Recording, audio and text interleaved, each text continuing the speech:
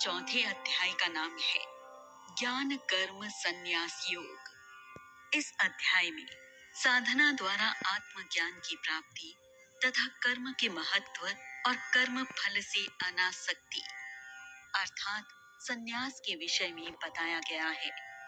इसलिए इस अध्याय का नाम ज्ञान कर्म संन्यास योग है।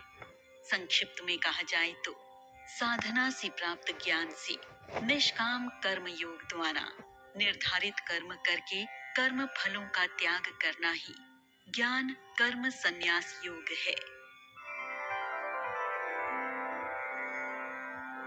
अथ चतुर्थोऽध्यायः। श्रीभगवानुवाच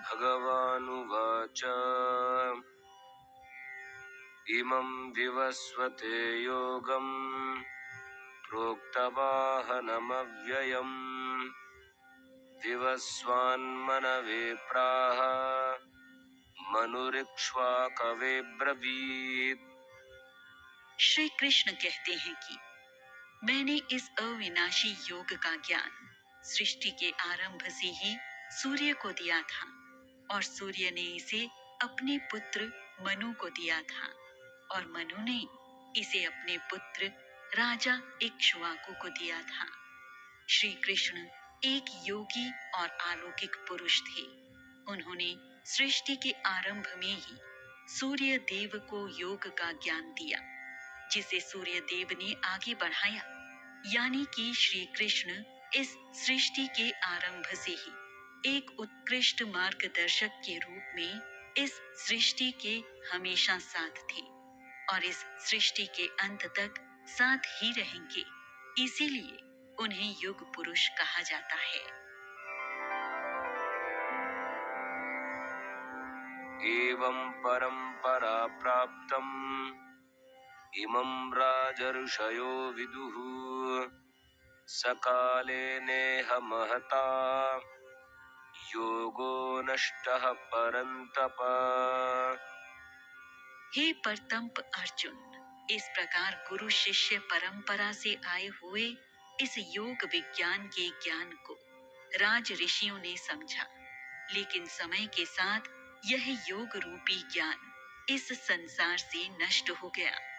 श्री कृष्ण कहते हैं कि सूर्य देव ने इस ज्ञान को आगे बढ़ाया और कई राजाओं और ऋषियों ने इसे सुना और समझा भी, लेकिन किसी कारण से उन्होंने इसका प्रसार नहीं किया। जबकि श्री कृष्ण ने इसमें जो भी उपदेश दिए हैं वे केवल शासकों के लिए ही नहीं थे, बल्कि इस सृष्टि के सभी सामान्य मनुष्यों के लिए भी थे। और इस प्रकार अप्रसारित रहे इस ज्ञान का कुछ समय के लिए क्षय हो गया। स एवायं मया तेद्य योगः प्रोक्तः पुरातनः भक्तोऽसि मे सखा चेति रहस्यं ह्येतदुत्तमम्। श्री कृष्ण कहते हैं, हे अर्जुन, आज मैं तुझे वही प्राचीन अविनाशी योग यानी परमेश्वर के साथ हमारी आत्मा के मिलन के विज्ञान का ज्ञान दे रहा हूँ। क्योंकि तू मेरा भक्त और मेरा प्रिय मित्र है, इसलिए तू इस ज्ञान के उत्तम रहस्य को समझ सकता है।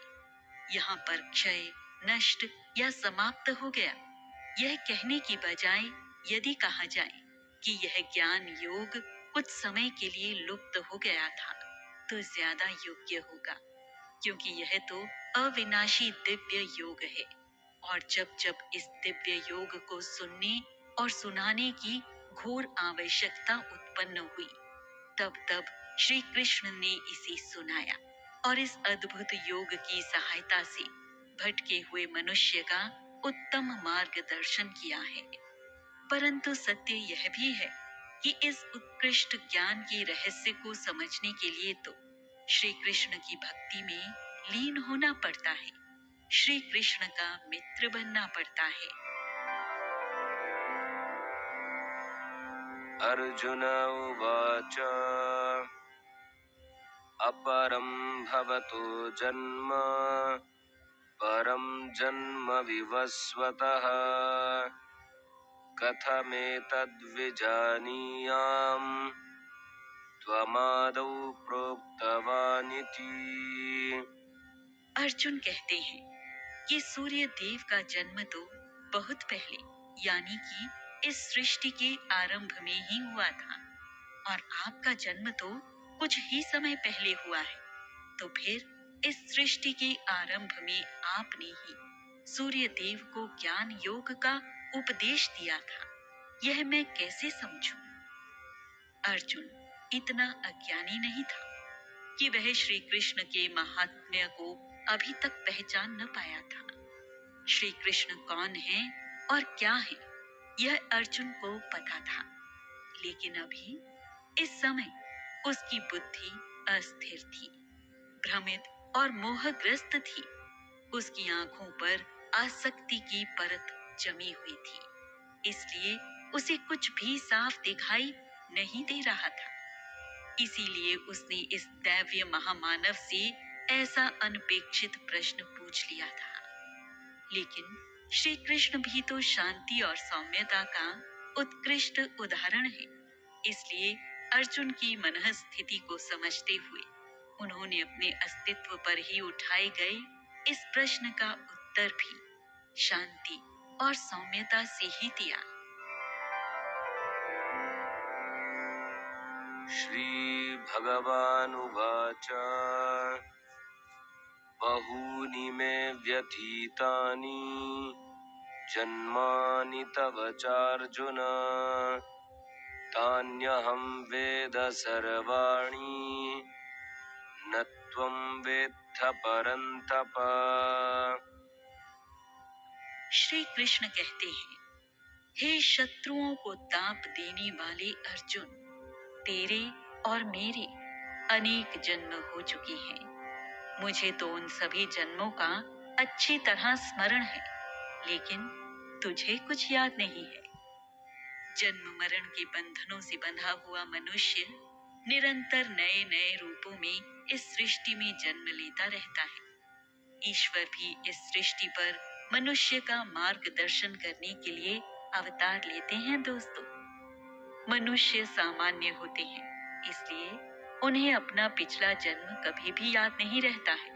लेकिन ईश्वर तो सर्वज्ञात्व है, उन्हें तो अपना हर जन्म याद रहता है। तो फिर श्री कृष्ण तो इस सृष्टि के आरंभ में भी थे और वे इस सृष्टि के अंत तक रहेंगे।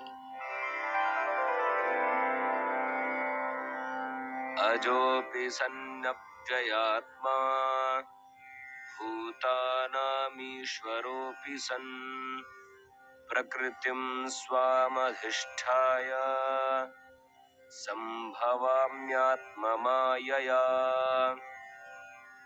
यद्यपि मैं अजन्मा और अविनाशी हूँ और उसी प्रकार सभी प्राणियों का परमेश्वर यानी स्वामी होते हुए भी अपनी प्रकृति को स्वाधीन करके मैं योग माया से प्रकट होता हूँ। यहाँ अर्जुन श्री कृष्ण को अपनी तरह ही एक सामान्य देहधारी समझने की भूल कर रहा था। इसलिए श्री कृष्ण अर्जुन को स्पष्ट कर रहे हैं कि वे सामान्य नहीं है, बल्कि अजन्मे यानी कि जिनका कभी जन्म नहीं हुआ हो, ऐसे हैं। इसीलिए तो वे योगी हैं और अमर हैं, क्योंकि जिनका जन्म हुआ है केवल उसी की ही तो मृत्यु निश्चित।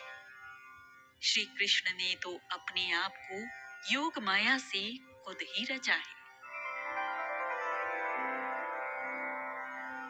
यदा यदा हि धर्मस्य ग्लानिर्भवति भारत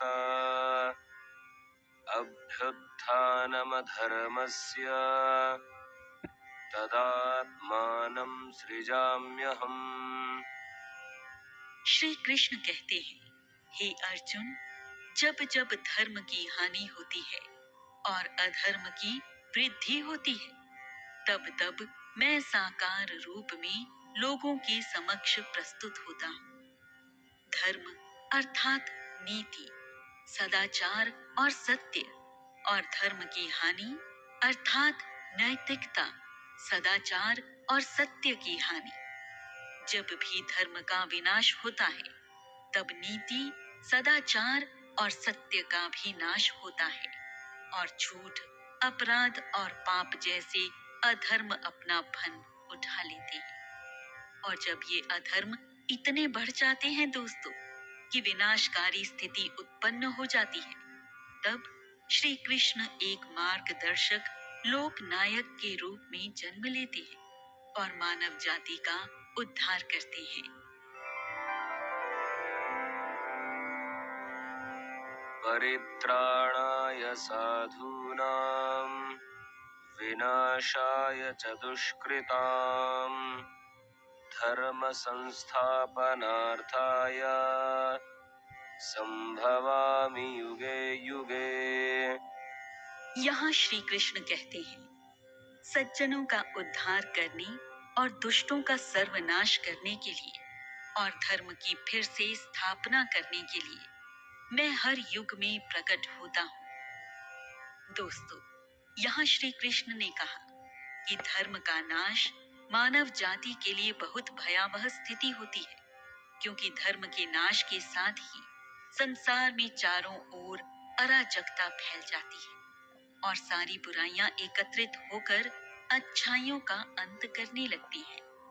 दुष्ट जन सज्जनों का संहार करने लगते हैं और फिर एक सीमा तक बर्दाश्त करने के बाद सज्जन लोग जो किसी को मारने तक के लिए हाथ नहीं उठा सकते हैं, वे भी आत्मरक्षा में हथियार उठाने लगते हैं।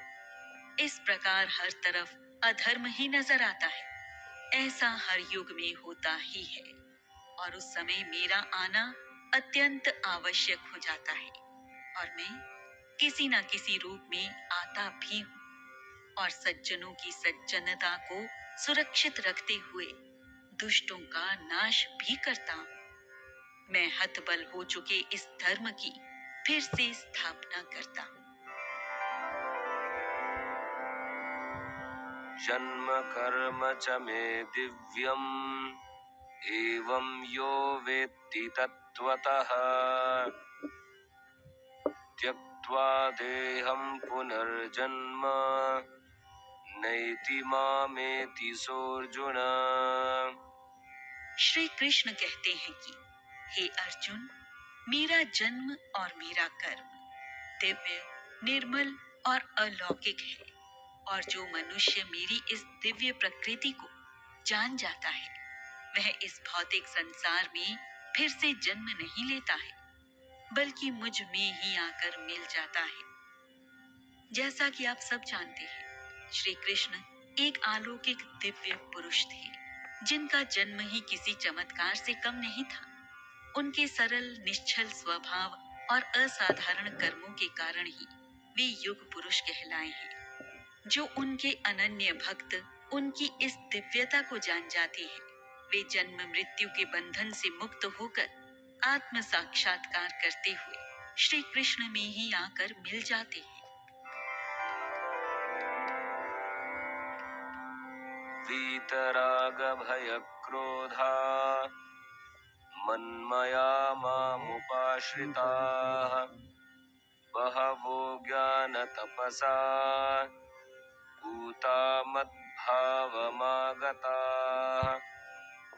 श्री कृष्ण कहते हैं, पहले भी जिनकी आसक्ति, भय और क्रोध पूरी तरह नष्ट हो गए थे और जो मेरे अंदर प्रेम पूर्वक रह रहे थे, मेरे ऐसे आश्रय के लिए हुए बहुत से भक्त मेरे इस ज्ञान परस्परं भावयन्तः श्रेयः परमवाप्स्यथ।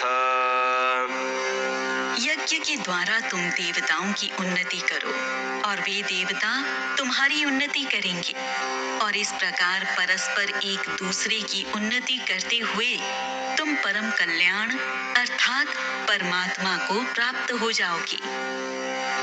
ब्रह्मा जी ने मनुष्य और देवताओं के लिए यज्ञ की रचना की, इसी उद्देश्य के साथ की कि जब भी आवश्यक होगा तब यज्ञ ही देवताओं और मनुष्यों के बीच सामंजस्य स्थापित करने का एकमात्र साधन बनेगा। यज्ञ वह माध्यम होगा जिसके द्वारा मनुष्य देवताओं को प्रसन्न कर सकता है, और जब देवता प्रसन्न होंगे तब वे मनुष्य की मनोकामना पूर्ण करेंगे। जैसे जैसे मनुष्य अपने आप को यज्ञ में लीन करता जाएगा, वैसे वैसे उसके मन में दैवीय शक्तियों का वास होता जाएगा, और इस प्रकार दोनों एक दूसरे में समाहित होकर परमात्मा आनंद को प्राप्त होंगे। इष्टान् भोगान् हि वो देवा दास्यन्ते यज्ञभाविताः तैर्दत्तान् प्रदायैभ्यो यो भुङ्क्तेस्तेन एव सः। यज्ञ द्वारा उन्नत हुए देवता बिना मांगे ही तुम्हें इच्छित सुख और भोग निश्चित रूप से देंगे, लेकिन जो व्यक्ति देवताओं द्वारा प्रदान किए गए इन सुखों और भोगों को उन्हें अर्पित न करके स्वयं भोगता है, वह व्यक्ति निश्चित रूप से ही चोर कहलाता है। जब व्यक्ति यज्ञ करके ईश्वर को प्रसन्न कर लेता है, तब वह धन धान्य से समृद्ध होकर सुखों का उपभोग करता है। लेकिन हमारे संस्कार तो यह कहते हैं कि ईश्वर की कृपा से जो मिला सबसे पहले उसमें थोड़ा सा ईश्वर को ही अर्पित करो। हम मंदिरों में चढ़ावा क्यों चढ़ाते हैं? क्या ईश्वर को इसकी आवश्यकता है? ईश्वर को हमसे कुछ भी नहीं चाहिए दोस्तों, बल्कि दाता तो वही है, लेकिन उसका उद्देश्य हमारे अंदर केवल लेने की नहीं बल्कि देने का भी भाव पैदा करना है। सर्वशक्तिमान वो ईश्वर जिसे किसी बात की कमी नहीं है, उसे भला हमारी तुच्छ सी भेंट से क्या फर्क पड़ेगा? यही सोचकर हम में से कई लोग उसे ले तो लेते हैं लेकिन देना भूल जाते हैं। इसी को तो चोरी कहते हैं।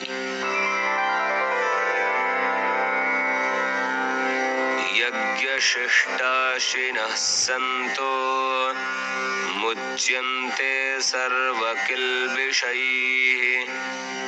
भुञ्जते ते त्वघं पापा ये पचन्त्यात्मकारणात्।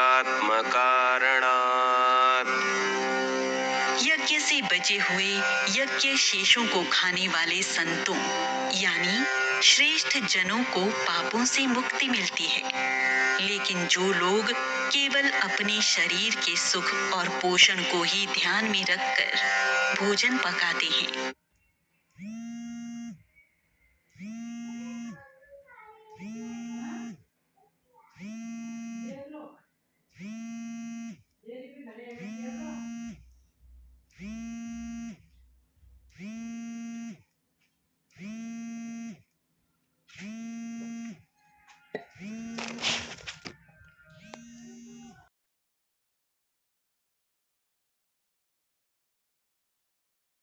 नहीं होना चाहिए।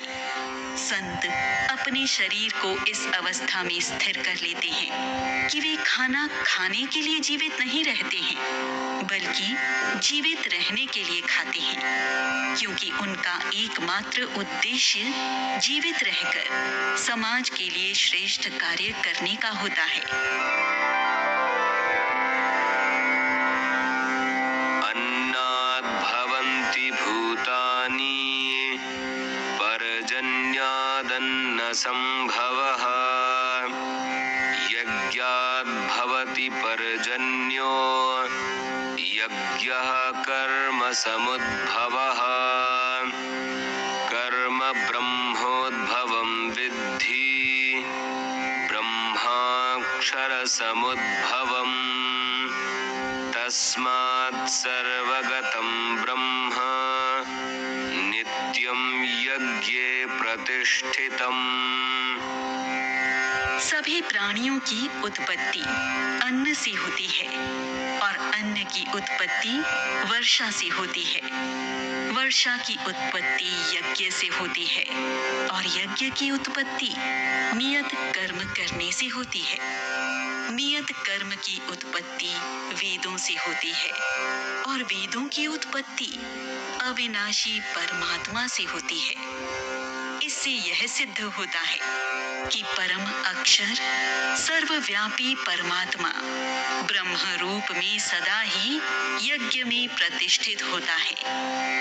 यहाँ श्री कृष्ण वेद के महत्व को बता रहे हैं। हमारे वेद हमारी समृद्धशाली संस्कृति का एक रूप है।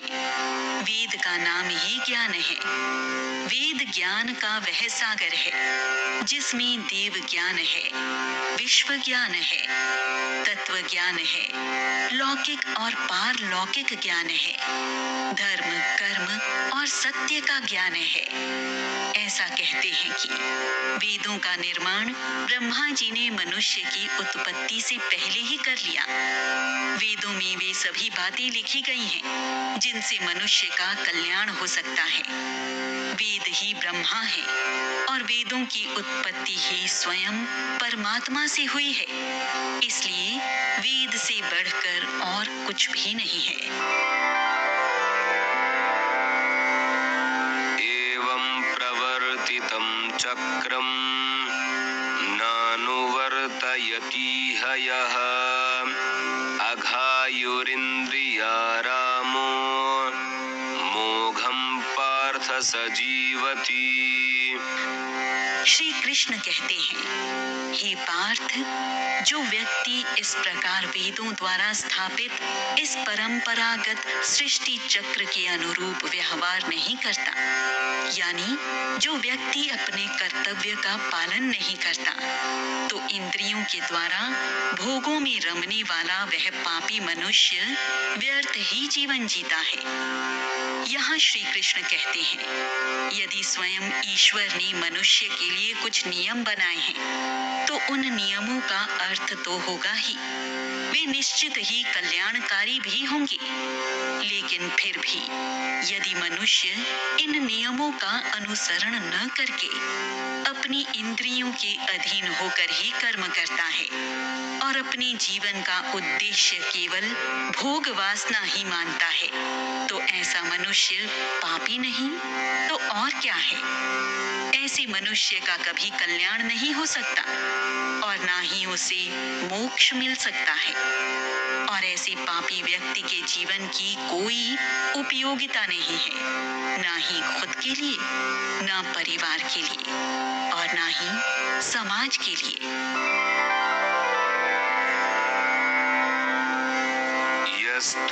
यस्त्वात्मरतिरेव स्याद् आत्मतृप्तश्च मानवः आत्मन्येव च सन्तुष्टः तस्य कार्यं न विद्यते।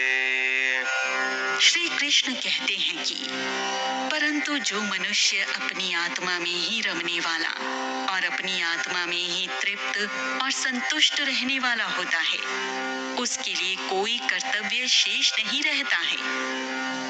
आत्मा ही परम सत्य है।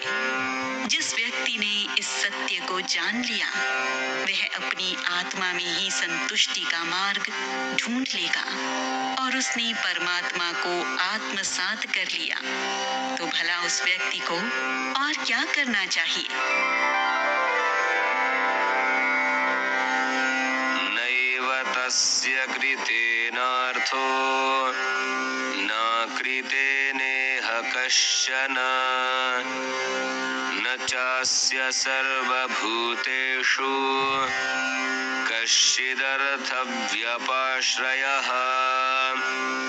ऐसे महामनुष्य को इस संसार में ना तो कर्म करने की आवश्यकता रहती है और उसके कर्म न करने का भी कोई कारण नहीं रहता, और इस तरह उस मनुष्य का किसी एक प्राणी मात्र से जरा सा भी संबंध नहीं रहता है। संजय कहते हैं कि जिस व्यक्ति को सत्य का ज्ञान हो गया, यानी कि जो व्यक्ति अपनी आत्मा को समझ गया, अपनी आत्मा में ही तृप्त हो गया गया और अपनी आत्मा से ही एक रूप होकर जिसने परम शांति को प्राप्त कर लिया, वह व्यक्ति सामान्य ना होकर निश्चित रूप से एक महापुरुष है। ऐसे व्यक्ति के लिए और क्या कर्तव्य शेष रहता है? इसलिए वे इस संसार से अलिप्त रहकर केवल अपने आप में ही सत्य की खोज करते रहते हैं। आत्मा और परमात्मा एक दूसरे के ही तो पर्याय हैं। तो जिसने आत्मज्ञान के रूप में स्वयं परमात्मा को पा लिया, उसके पाने को और क्या शेष रहता है? क्योंकि ईश्वर की प्राप्ति ही तो मनुष्य का अंतिम लक्ष्य होता है।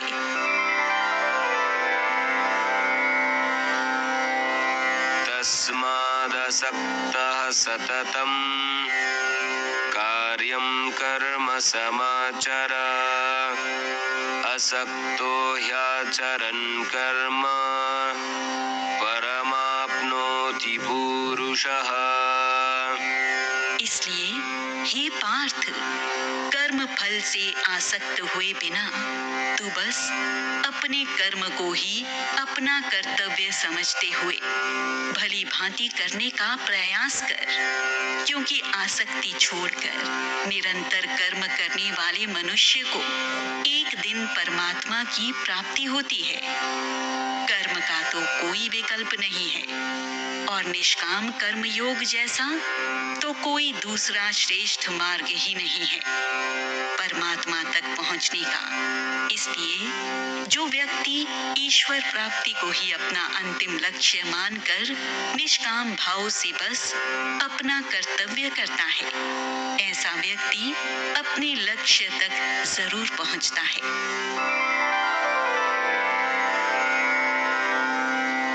कर्मणैव हि संसिद्धिम् आस्थिता जनकादयः, लोकसंग्रहमेवापि संपश्यन् कर्तुमर्हसि। कई महापुरुष ऐसे होते हैं जिन्होंने आसक्ति रहित कर्म करके ही परम सिद्धि को प्राप्त किया है। इसलिए संसार में भलाई का विचार करते हुए तू भी कर्म कर, और यही योग्य है। यहाँ श्री कृष्ण अर्जुन को समझाते हैं कि इस विश्व में ऐसे अनेक लोग हैं जिन्होंने योग, तप और यज्ञ के द्वारा परम सिद्धि यानी परमात्मा को पाया है, और परमात्मा को पाने के बाद उन्हें जो भी मिला है उसे उन्होंने अपना कर्तव्य समझकर इस संसार में ही बांटा है, चाहे वह ज्ञान हो, पुण्य हो या कुछ भी ऐसा जिससे समाज का कल्याण ही हो। ऐसे व्यक्तियों के जीवन की सार्थकता होती है। इसलिए हे अर्जुन, तू भी अपना कर्तव्य कर्म कर, जिससे समाज में तू महानायक की तरह दिखे और तेरे जन्म की भी सार्थकता सिद्ध हो सके।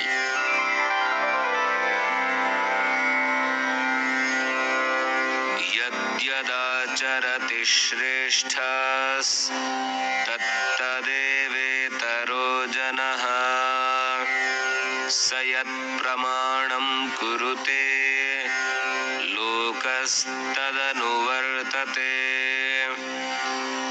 श्रेष्ठ जन जो आचरण करते हैं, सामान्य मनुष्य उसी का अनुसरण करने की कोशिश करते हैं, और वह श्रेष्ठ पुरुष यदि प्रमाण सहित कोई आदर्श प्रस्तुत करता है तो समस्त संसार उसी तरह आचरण करने लगता है।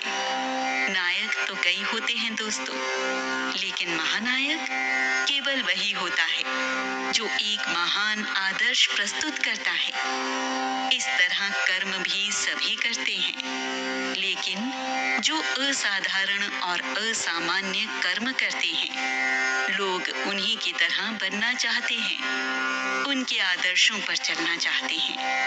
वे महापुरुष मनुष्य का कल्याण करने के उद्देश्य के साथ ही दुनिया में आते हैं, और वे अपने इस उद्देश्य को अपना कर्म और कर्तव्य समझकर आचरण करते हैं। इसीलिए वे श्रेष्ठ कहलाते हैं।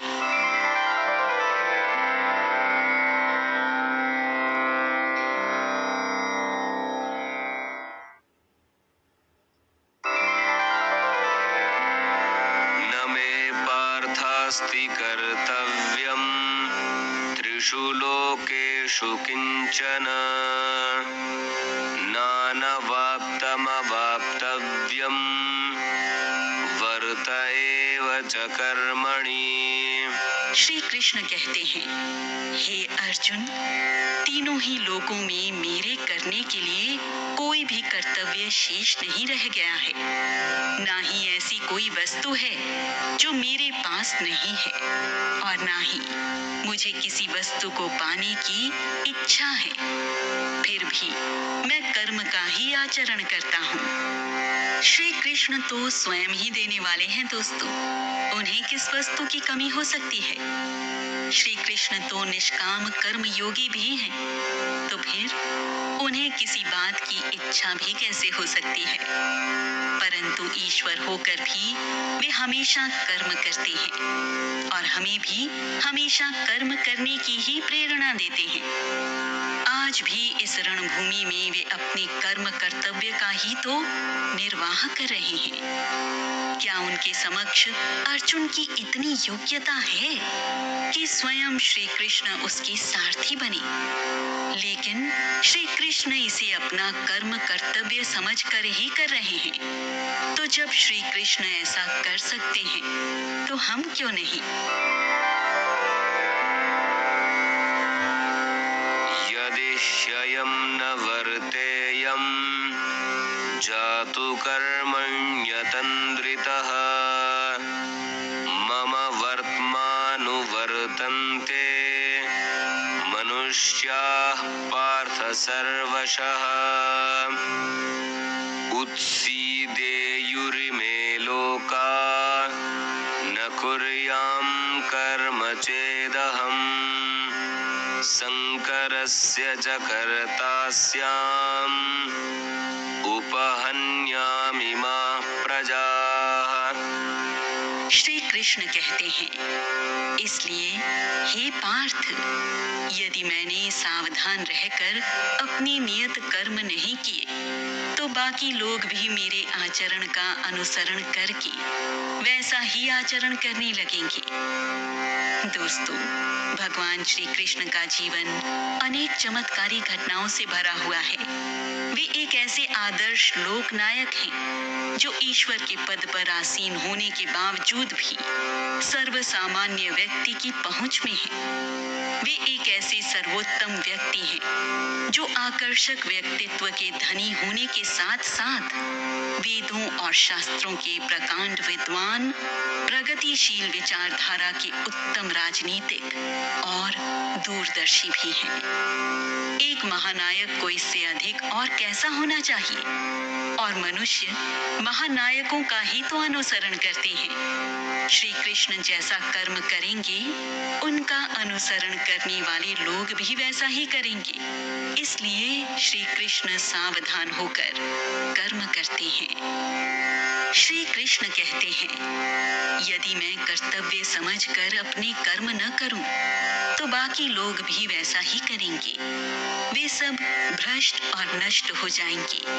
इस प्रकार मैं प्रजा का घात करने वाला और अवांछित सृष्टि में उत्पत्ति का कारण बन जाऊंगा।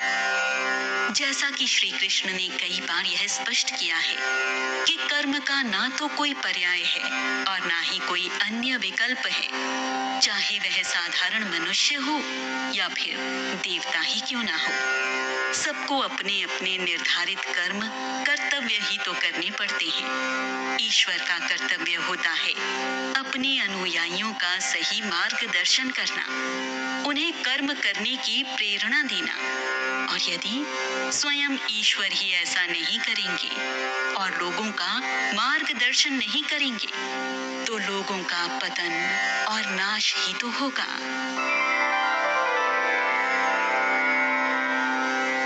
सक्ताः कर्मण्य विद्वांसो यथा कुर्वन्ति भारत कुर्याद् विद्वांस्तथा सक्तः चिकीर्षुर्लोकसंग्रहम्। श्री कृष्ण कहते हैं, हे भारतवंशी अर्जुन, जिस तरह अज्ञानी लोग कर्म फल की अपेक्षा में कर्म करते हैं, उसी तरह ज्ञानी लोगों को कर्म फल की अपेक्षा किए बिना समाज के लिए कल्याणकारी कार्य करना चाहिए। सांसारिक बंधनों में बंधे हुए मनुष्य तो केवल फल की आकांक्षा में ही कार्य करते हैं। उनके लिए यही अनिवार्य होता है और यही उनका कर्तव्य भी होता है। यहाँ बात ऐसे साधु संतों की हो रही है दोस्तों, जो सभी प्रकार की इच्छाओं और आकांक्षाओं से दूर होकर सन्यासी जीवन जी रहे हैं। श्री कृष्ण कहते हैं कि ऐसे निर्विकार लोगों को समाज कल्याण के लिए आगे आना चाहिए। अपने ज्ञान और भक्ति का उपयोग संसार को सही दिशा देने में करना चाहिए।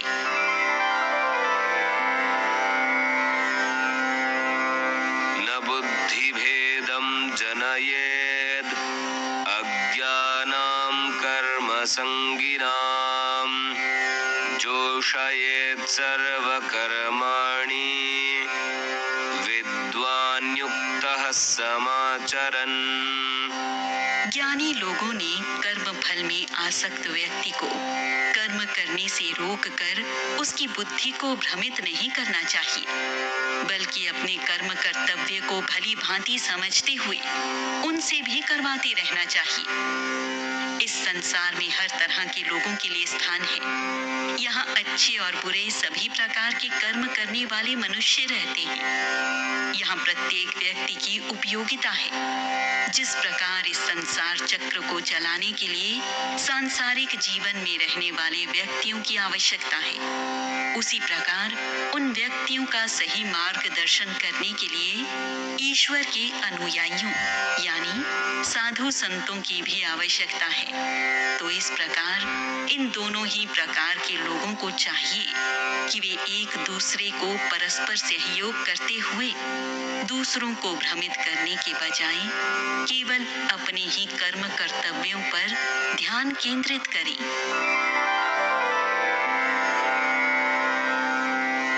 प्रकृतेः क्रियमाणानि गुणैः कर्माणि सर्वशः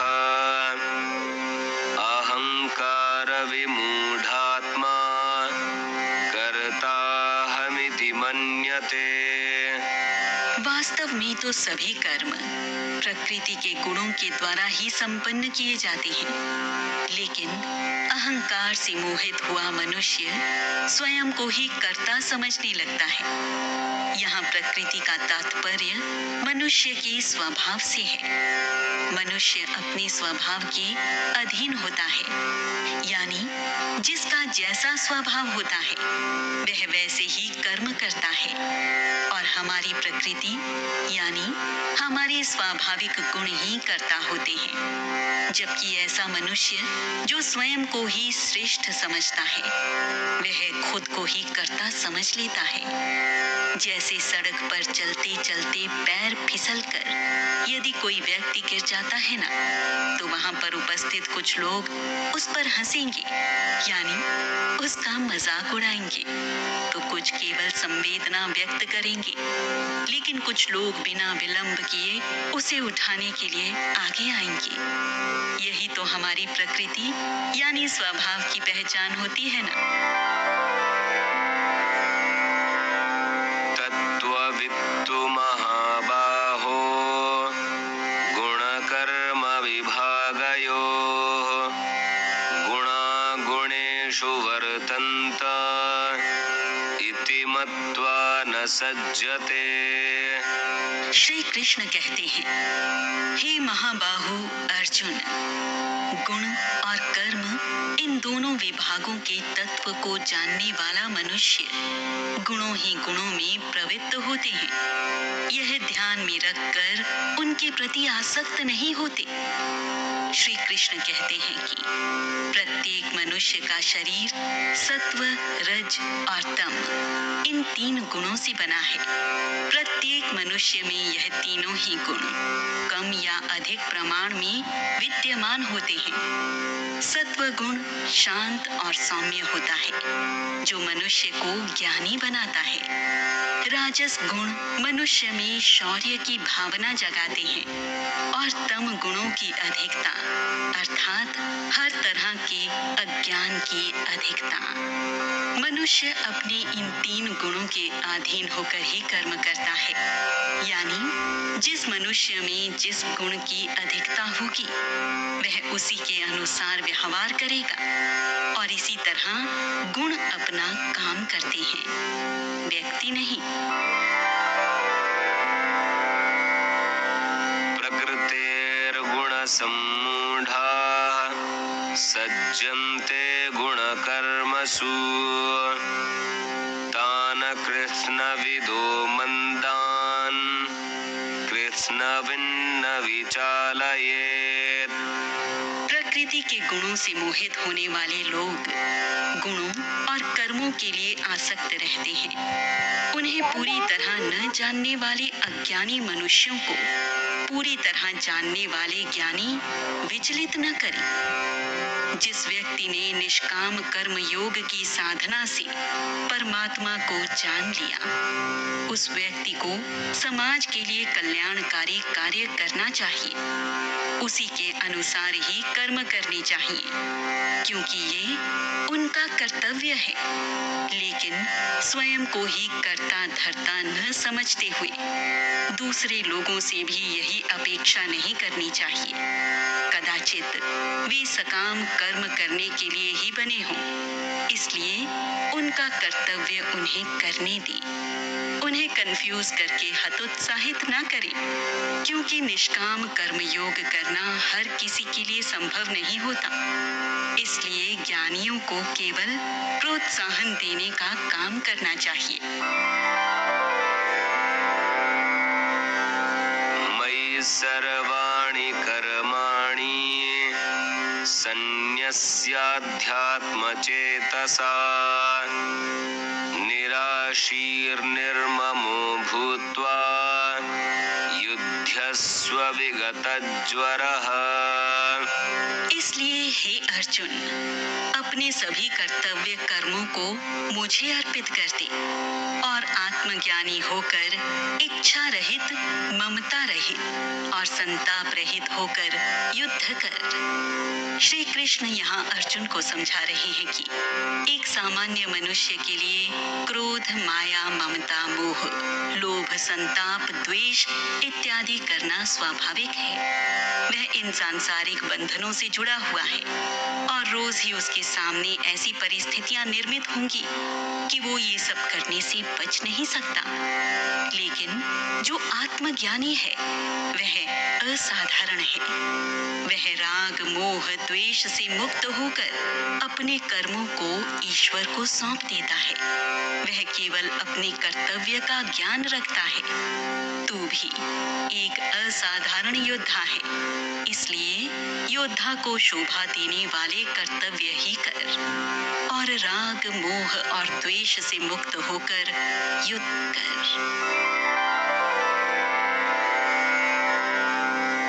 ये मे मतमिदं नित्यम् अनुतिष्ठन्ति मानवाः श्रद्धावन्तो नुसूयन्तो मुच्यन्ते तेऽपि कर्मभिः।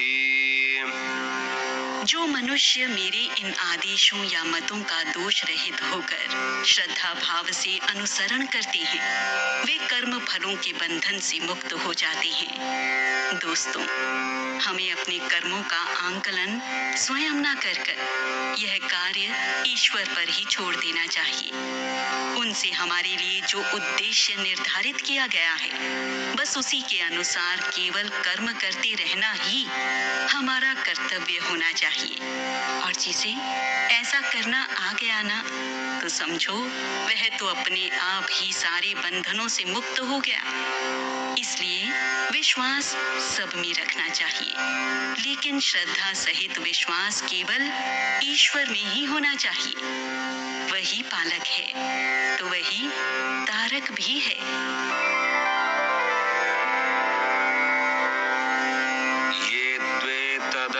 सूयन्तो नानुतिष्ठन्ति मे मतम् सर्वज्ञानविमूढांस्तान् विद्धि नष्टान चेतसः। जो मनुष्य मेरे इन मतों का अनुसरण करने के बजाय ईर्ष्यावश होकर मुझ पर ही दोषारोपण करते हैं, ऐसे मूर्खों को तो संपूर्ण ज्ञान में मोहित, भ्रमित और नष्ट हुआ ही समझ। संसार में तरह तरह के लोग होते हैं। इनमें से कुछ लोग अपने आप को ही सर्वे सर्वा समझने लगते हैं, कभी अपने पद का, कभी प्रतिष्ठा का, तो कभी धन संपत्ति का अभिमान करके अपने आप को ही ईश्वर समझने लगते हैं। और तो और ईश्वर के नियमों को न मानते हुए अपने नियम भी खुद ही बना लेते हैं। लेकिन ऐसे व्यक्ति भ्रम में जीते हैं और एक दिन उनका यह भ्रम टूटता है, जो उन्हें सर्वनाश की ओर ले जाता है।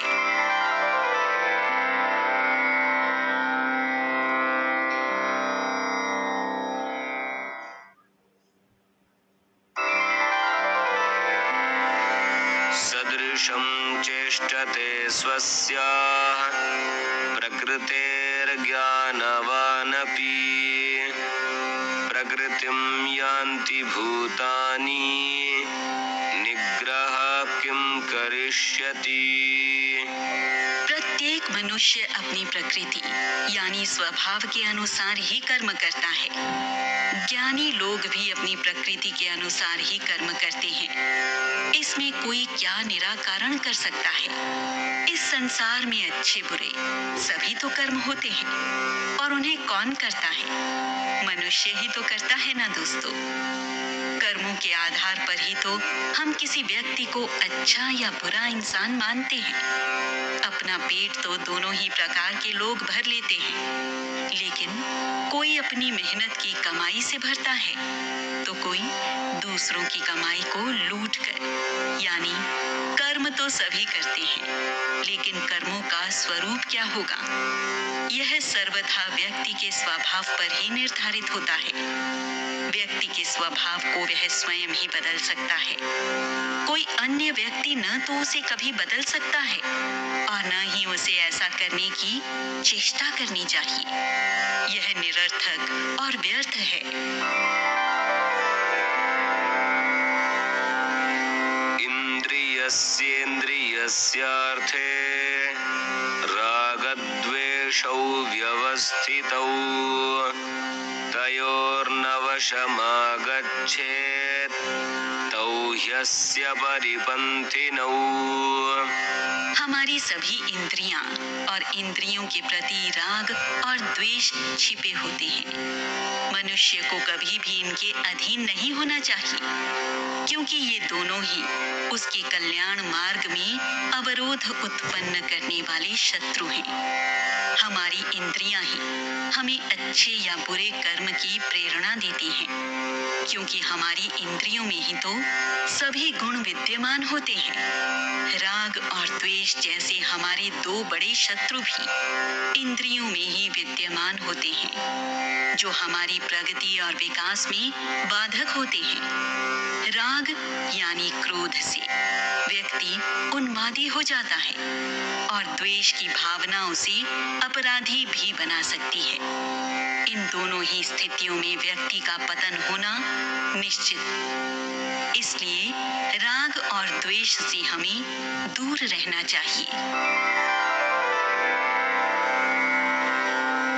श्रेयान् स्वधर्मो विगुणः परधर्मात् स्वनुष्ठितात् स्वधर्मे निधनं श्रेयः परधर्मो भयावहः। अच्छा आचरण होने वाले दूसरे के धर्म से अपना स्वयं का धर्म गुण रहित तो भी अच्छा होता है, ऐसा समझना चाहिए। दूसरे का धर्म भय देने वाला है, इसलिए अपने धर्म में तो मरना भी कल्याणकारी है। यहाँ कर्म कर्तव्य को धर्म की उपमा दी गई है। हर व्यक्ति के कर्म कर्तव्य निर्धारित होते हैं जो उसे करना आवश्यक होते हैं। हर व्यक्ति को केवल अपने ही कर्मों को अपना परम कर्तव्य समझते हुए उन्हें करने पर ध्यान देना चाहिए। यदि अपने स्वयं के कर्म कर्तव्य को छोड़कर दूसरे के कर्म कर्तव्य करने की चेष्टा की जाती है तो ऐसी स्थिति भ्रम पैदा कर सकती है और भ्रम से भय उत्पन्न होता है जो विनाश करता है। अर्जुन उवाच अथ केन प्रयुक्तोऽयं पापं चरति पूरुषः अनिच्छन्नपि वार्ष्णेय बलादिव नियोजितः। अर्जुन कहता है, हे कृष्ण, फिर खुद की कोई इच्छा न होते हुए भी यह मनुष्य किसकी प्रेरणा से इस प्रकार पाप कर्म करता है, मानो उससे बलपूर्वक ये कर्म करवाए जा रहे हों। इस संसार में ऐसा कोई भी व्यक्ति नहीं होगा जो सही या गलत में फर्क नहीं जानता होगा। हर मनुष्य यह भी जानता है कि पाप क्या है और पुण्य क्या है, तो फिर भी कुछ मनुष्य पाप कर्म ही क्यों करते हैं। चोरी, व्याभिचार, हत्या जैसे निकृष्ट कर्म करने वाला व्यक्ति निश्चित रूप से यह जानता होगा कि वह एक अपराध ही नहीं बल्कि पाप कर रहा है, फिर भी वह ऐसा करता है।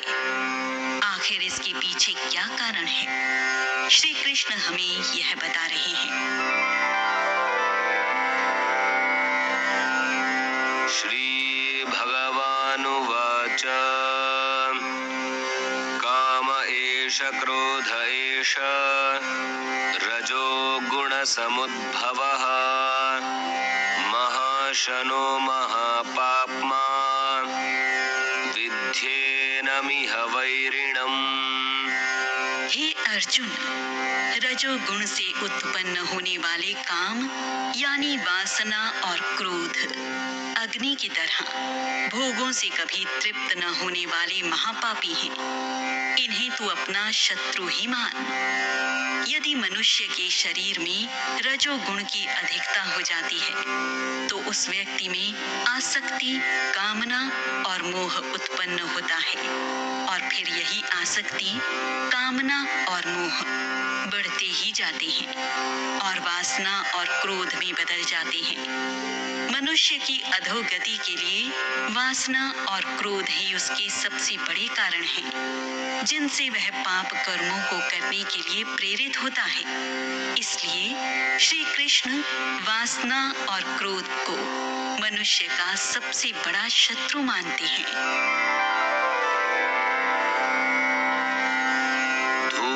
धूमेनाव्रियते वह्निर् यथादर्शो मलेन च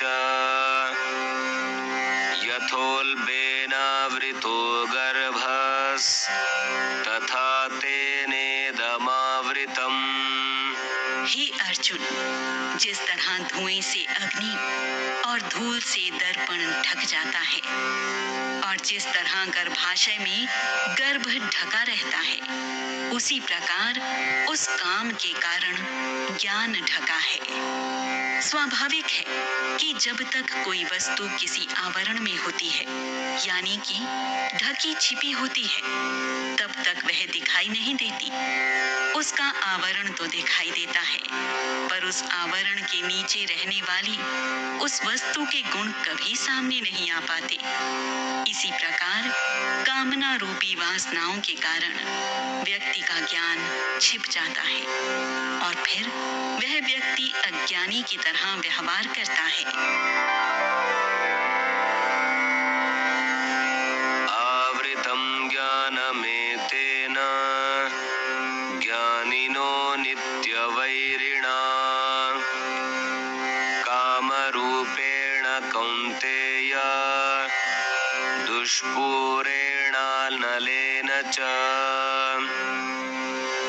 श्री कृष्ण कहते हैं, इसी प्रकार हे अर्जुन, यह कभी भी तृप्त न होने वाला कामाग्नि ज्ञानी मनुष्य का नित्य शत्रु है, जो उसके ज्ञान को ढक लेता है।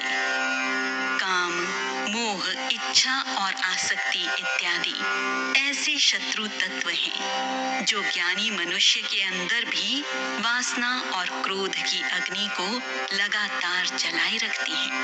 यह तत्व अपना काम करते रहते हैं जब तक हम उन्हें ऐसा करने देते हैं, और जब ये तत्व हमारे अंदर मौजूद रहते हैं, तब तक यह आग ऐसे ही जलती रहती है और फिर एक दिन दावानल बनकर सब स्वाह कर देती है। इसीलिए दोस्तों, श्री कृष्ण हमें इन शत्रुओं से दूर रहने के लिए कहते हैं। इंद्रियाणि मनोबुद्धिर अस्याधिष्ठानमुच्यते एतैर्विमोहयत्येष ज्ञानमावृत्य देहिनम्। इंद्रियां, मन और बुद्धि कामनाओं का निवास स्थान कहे जाते हैं। इन्हीं मन, बुद्धि और इंद्रियों द्वारा ही कामनाएं मनुष्य के ज्ञान को ढककर उसे मोहित कर देती हैं। हमारी इंद्रियां, हमारा मन, हमारी बुद्धि यदि हमारे वश में नहीं है, तो यह निश्चित है कि फिर वे कामनाओं के वश में होती हैं। मनुष्य की कामनाओं का कोई अंत नहीं है, लेकिन कामनाओं से ही तो सभी समस्याओं का आरंभ है। कामनाएं पूरी होने पर और अधिक पाने का मोह उत्पन्न होता है, और मान लो यदि कामना पूरी ही ना हो, तो फिर क्रोध उत्पन्न होता है, और यही मोह, क्रोध और कामना मिलकर मनुष्य को सम्मोहित करके उसके ज्ञान को ही खा जाते हैं। तस्मात् त्वमिन्द्रियाण्यादौ नियम्य भरतर्षभ पाप्मानं प्रजहिह्येनं ज्ञानविज्ञाननाशनम्। श्री कृष्ण कहते हैं, इसलिए हे अर्जुन, सर्वप्रथम तू अपनी इंद्रियों को वश में कर। इन ज्ञान और विज्ञान का नाश करने वाली इन महापापी कामनाओं का बलपूर्वक अंत कर दे। यहाँ दोस्तों, श्री कृष्ण अर्जुन के माध्यम से हम सभी को एक विशेष संदेश देना चाहते हैं कि हमारी इंद्रियां हमें अपने वश में करें, इससे पहले हमें ही अपनी इंद्रियों को नियंत्रित कर लेना चाहिए, क्योंकि यही क्रोध, काम, राग, द्वेष, मोह, माया इत्यादि हमारे मन के साथ साथ हमारे मस्तिष्क को भी अपने काबू में करने का प्रयास करते हैं, ताकि हम कुछ भी सोच समझ ही ना सके। इस प्रकार यह पाप इंद्रियां मिलकर हमारे ज्ञान और विज्ञान का नाश कर देती हैं। इसलिए वे हमारा नाश करें, इससे पहले हमें ही उनका सर्वनाश कर देना चाहिए। इंद्रियाणि पराण्याहुः इंद्रियेभ्यः परं मनः मनसस्तु परा बुद्धिर् यो बुद्धेः परतस्तु सः। हे अर्जुन, हमारी इंद्रियों को इस स्थूल यानी जड़ पदार्थ शरीर से श्रेष्ठ, बलवान और सूक्ष्म माना जाता है। इन इंद्रियों से मन अधिक श्रेष्ठ है, और इस मन से भी अधिक श्रेष्ठ हमारी बुद्धि है, और जो बुद्धि से भी अधिक श्रेष्ठ है वह आत्मा है। यहाँ श्री कृष्ण कहते हैं कि हम जो यह समझते हैं कि हमारा शरीर ही श्रेष्ठ है, तो ऐसा नहीं है। शरीर से भी श्रेष्ठ हमारी इंद्रियां होती हैं, जो हमारे शरीर को वश में करने की क्षमता रखती हैं। लेकिन इंद्रियों से भी श्रेष्ठ होता है हमारा मन, जिसके चाहने से ही सब है। और ना चाहने से कुछ भी नहीं। तो इंद्रियों को भी कंट्रोल करना हमारे मन के ही हाथ में है। लेकिन मन किसके कहने पर काम करता है, यानी मन को कौन संदेश देता है? वह है हमारी बुद्धि। और बुद्धि से भी बढ़कर यानी कि सर्वश्रेष्ठ है हमारी आत्मा, जो हमारे शरीर का एक ऐसा अवयव है जो महान है, यानी कि कभी ना मरने वाला। एवं बुद्धे परं बुद्ध्वा संस्तभ्यात्मानमात्मना जहि शत्रुं महाबाहो कामरूपं दुरासदम्। इस प्रकार बुद्धि से श्रेष्ठ, सूक्ष्म और बलवान ऐसी इस आत्मा को जानकर और अपनी बुद्धि द्वारा मन को वश में करके, हे महाबाहु अर्जुन, तू कामना रूपी इस दुर्जेय शत्रु को मार दे। इसलिए श्री कृष्ण कहते हैं कि शाश्वत, सर्वश्रेष्ठ और सत्य इस आत्मा को ही हमें अच्छी तरह से जानना चाहिए और अपने ज्ञान से अपने मन पर विजय प्राप्त करके कामना रूपी हमारे परम शत्रु का नाश करना चाहिए। तो दोस्तों, यहाँ समाप्त होता है श्रीमद् भगवत गीता का 3रा अध्याय, यानी कर्म योग। भगवत गीता में कर्म योग को विशेष महत्व दिया गया है।